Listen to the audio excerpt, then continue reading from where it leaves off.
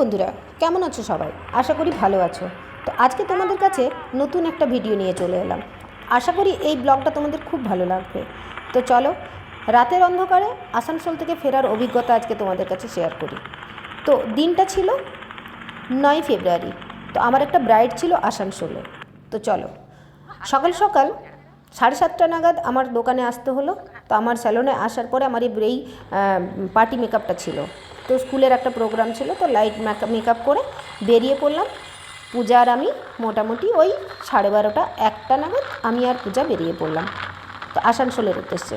আমার ওই দিন ছিল সাজানো। তো আমি ট্রেনে যেতেই পারতাম, কিন্তু আমার ট্রেনে যাওয়ার সফর আমার একদমই পছন্দ না। যতটা আমি যেতে পারবো নিজের গাড়িতে, আমি ততটা নিজের গাড়িতে ড্রাইভে করে যেতেই বেশি পছন্দ করি। তো পূজাকে বললাম চলো বেরিয়ে যাই, নাহলে ফিরে আসাটা খুব মুশকিল হয়ে যাবে, আবার রাত্রিবেলা ট্রেনে আসা। আর এদিকে পূজার মা খুব অসুস্থ ছিল, হসপিটালে ভর্তি ছিলেন। তো সেই কারণে যে পূজাকে ফিরতেই হতো। তো চলো, আমি দেখলাম গাড়ি ছাড়া এছাড়া উপায় নেই। তো আমরা পৌঁছে মোটামুটি দুর্গাপুর থেকে আসানসোল নিয়ার অ্যাবাউট 48 এরকম কিলোমিটার। তো 48 কিলোমিটার আমার কাছে কোনো ব্যাপারই না। যাই হোক, খুব সুন্দর গাড়ি চালিয়ে নিজের একদম রিদমে, নিজের রিল্যাক্সে গাড়ি চালিয়ে আমরা পৌঁছে গেলাম আসানসোল শহর। তো একটা সোজা রাস্তা চলে গেল একদম ধানবাদ, যেখানে 70 কিলোমিটার ওখান থেকে। আর আমরা এই যে ভ্রাতৃত্বের শহর আসানসোল পৌঁছে গেলাম আসানসোলে। তো এইখান থেকে এই যে মোড় থেকে আমি আসানসোল গাড়িতে ফার্স্ট টাইম এলাম। আসানসোল এসেছি, কালীপাহাড়ি এসেছি, তারপরে ওখানে মন্দিরে এসেছি। তো এরপরে ওখানে আসানসোল ভেতরে ঢুকতে হলো এই কারণে, এই লেহেঙ্গাটা আমি কিনলাম আমার একটা স্টুডেন্টের জন্য। আমার স্টুডেন্টই কিনলো। তো ওর বিয়ে আছে, স্টুডেন্ট প্লাস স্টাফ, আগে স্টুডেন্ট ছিল, এখন আমার স্টাফ 4-3 বছর ধরে কাজ করছে। তো ওর বিয়ের জন্য ওটা লেহেঙ্গাটা কেনার ছিল আমাদের মার্কেটে। তো মার্কেটে লেহেঙ্গা কিনে আমরা ওদের বাড়িতে চলে গেলাম। ব্রাইড তো দেখতে কেমন, অ্যাকচুয়ালি ওরা নন বেঙ্গলি, তো ব্রাইডকে দেখতে কেমন লাগছে অবশ্যই আমাকে কমেন্ট করে জানাবে। আর ওর ইচ্ছে ছিল একটু বাঙালি টাইপের সাজবে, তো আমি বাঙালি টাইপেরই সাজানোর চেষ্টা করলাম। কিন্তু ওই ইয়েলো সিঁদুর, ওদের তো এটা রিচুয়ালস, ওটা তো করতেই হবে। আর সেইদিকে ব্রাইডের সাথে সাথে ব্রাইডের ননদও ছিল, ভীষণ সুন্দর দেখতে লাগছে দুজনকেই, খুব মিষ্টি লাগছে। তোমাদের কেমন লাগছে অবশ্যই জানাবে। আর ও বাঙালি সাজতে চেয়েছিল, কিন্তু বাড়ির থেকে ওকে চুনরি দিতেই হবে, ওদের নিয়ম আছে, তো নিয়মের জন্য নিতে বাধ্য হয়েছে। মেয়ে তো খুব খুশি হয়েছে সেজে। তো ওখানে সাজিয়ে টাজিয়ে যখন আমাদের লেট হলো অনেকটাই, সেখানে আমাদের বেজে গেছিলো রাত্রি 9টা। তো 9টার সময় এই যে স্টেজটা দেখতে পাচ্ছ, টোটাল এই যেখানে প্রোগ্রামটা হচ্ছে, অনেক বড় একটা ম্যারেজ হল। যতদূর সম্ভব এটা আসানসোলে কোনো অডিটোরিয়াম বা কোনো কিছু, এত বড় হল আমি আগে সত্যিই, আমি খাবার হল বিশেষ করে যেখানে স্টেজটা হয়েছে, তোমরা চলো দেখতে পাবে। এই যে স্টেজ এদিকে, আর এদিকে দেখো, উল্টো দিকে দেখো, পুরো পুরো এলাকাটা, এরিয়াটা নেই করেও 200 জন খেতে বসবে একসাথে। এত সুন্দর, আমার পরিবেশটা সত্যিই খুব ভালো লেগেছে, ভীষণ ভালো লেগেছে। এখানে বিয়েবাড়ি হলে বিয়েবাড়ির মতোই বিয়েবাড়ি অনুষ্ঠান করা যাবে, খুব ভালো হয়। পূজা তো বেচারা প্রচণ্ড টায়ার্ড।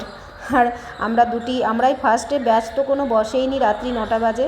তো তখন আমরা ভাবলাম দুটি কোনো রকমে খাই, খিদে পেয়েছিল প্রচণ্ড। তো আমাদেরকে ওরা তাড়াতাড়ি করে অল্প খাবার আমাদেরকে দিয়েছিল। বিধ্বস্ত অবস্থা আমার, দেখো, বোঝাতে পারবো না, এত বাজে অবস্থা। তো শরীর একদম টানছিল না, তার মধ্যে আমার কিছু শারীরিক সমস্যাও হচ্ছিল। তো এই করে আর সারাদিনের একটা কি বলবো, এত এত সারাদিনের কষ্ট সেই সকাল 7:30 থেকে চলছে। তো আমরা আসানসোল থেকে বেরিয়ে পড়লাম, আমরা জিটি রোড ধরলাম একদম।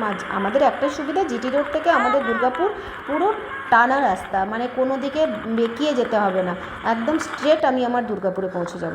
তো এটাই হচ্ছে দুর্গাপুর আসার এটাই সুবিধে, যাওয়া আসা। তো রাতের অভিজ্ঞতাতে, রাতের আসানসোল রোড, জিটি রোডের এই অভিজ্ঞতা, তখন দুর্গাপুর দেখো 34 কিলোমিটার, তখনও রানীগঞ্জ 15 কিলোমিটার, একটা আলাদাই একটা অ্যাডভেঞ্চার। আর আমার তো গাড়ি চালাতে বেশ ভালোই লাগে, কিন্তু একটু রিস্কি তো অবশ্যই নিয়েছিলাম, কারণ অনেক রাত্রি, তখন 9টা বেজে পেরিয়ে গেছে। আর আমার গাড়ির স্পিড আমি মোটামুটি 40-এর বেশি তুলতে পারছিলাম না, কারণ আমার ঠান্ডা লাগছিল, প্রচণ্ড পরিমাণে হাওয়া ছেড়েছিল। আর যাই হোক, এই করতে করতে দুজনে গল্প করতে করতে, এনার্জি নিতে নিতে আমরা পৌঁছে গেলাম আমরা দুর্গাপুরে। তো সারাটা দিন বেশ একটা অন্যরকম একটা অ্যাডভেঞ্চার ছিল। আর এইসব টার্গেট না নিলে জীবনে এগোতেই পারবো না, এই ছোটোখাটো টার্গেটগুলো নিতেই হয়। তো আমরা দুর্গাপুর পৌঁছালাম, পৌঁছে এই যে আমাদের বিবেকানন্দ হসপিটাল, তো এখানে দুর্গাপুরে আমি বিধাননগর পৌঁছালাম, কারণ পূজাকে বিধাননগর হসপিটালে ওর মা অ্যাডমিট আছে, ওখানে ওকে নামিয়ে দিয়ে, কারণ ও রাত্রে ওখানে থাকতে হবে, বিশেষ করে এ কারণেই দৌড়ে আসা। তা নাহলে আমরা আরও হয়তো নাইট স্টে করেও আসতে পারতাম, ওদের গাড়ি গিয়েছিল, সেখান থেকে ওদের গাড়ির সাথেও আসতে পারতাম। তো পূজাকে ওখানে হসপিটালে ওখানে নামিয়ে দিয়ে আমি আবার অত রাতে আমি যখন বিধাননগর পৌঁছাই তখন কটা বাজে, 10টার কাছাকাছি, এরকমই 10টাই বাজে। তো ওকে পূজাকে ওখানে নামালাম, এই বিধাননগর হসপিটাল, যেটা আমাদের এসডি সাব ডিভিশন হসপিটাল। তো এখানে পূজা চলে গেল আর আমি ওখান থেকে ব্যাক করলাম। তো সারাটা দিন এটাই আমার জার্নি, আর এইভাবেই দিন চলে। আর এই যে আমার পুচু, আমার বাড়িতে আমার সেই দিনে বার্থডের নেমন্তন্ন ছিল, সবাইকে নেমন্তন্ন করেছিলাম, দিদিদেরকে, সবাই এসেছে। তো চলো, টাটা, ভালো থেকো সবাই, সুস্থ থেকো, আর আমার পাশে থেকো। আগামী দিনে আগামী ব্লগে আবার তোমাদের সাথে দেখা হবে। টাটা, বাই বাই, ভালো থেকো সবাই।